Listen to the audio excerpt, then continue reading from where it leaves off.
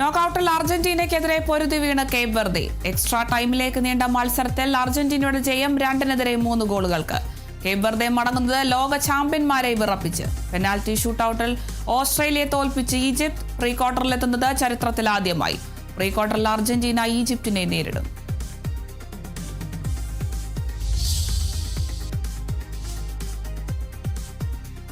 സംസ്ഥാനത്ത് ഇന്ന് വ്യാപക മഴയ്ക്ക് സാധ്യത. തിരുവനന്തപുരം, കൊല്ലം, ആലപ്പുഴ ഒഴികെയുള്ള ജില്ലകളിൽ മഞ്ഞ മുന്നറിയിപ്പ്. തൃശൂർ ജില്ലയിൽ എല്ലാ വിദ്യാഭ്യാസ സ്ഥാപനങ്ങൾക്കും അവധി. പാലക്കാട് നെല്ലിയാമ്പതിയിൽ രാത്രിയാത്രയ്ക്കും വിനോദസഞ്ചാരത്തിനും നിയന്ത്രണം.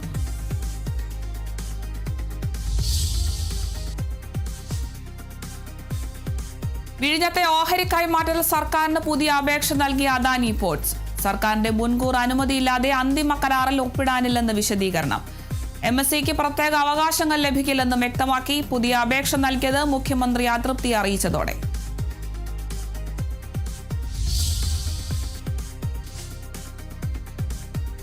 അഭിനേതാക്കളുടെ സംഘടനയായ അമ്മയിലെ തർക്കങ്ങൾ പുതിയ തലത്തിലേക്ക്. ഭരണസമിതിയെ എതിർക്കുന്ന അംഗങ്ങളുടെ വാർത്താ സമ്മേളനം ഇന്ന്. നീക്കം രാജിവെക്കില്ലെന്ന ശ്വേതാ മേനോന്റെ പ്രഖ്യാപനത്തിന് പിന്നാലെ നടൻ ടിനി ടോമിനെതിരായ പരാതിയിൽ അൻസിബ ഇന്ന് കോടതിയിൽ മൊഴി നൽകും.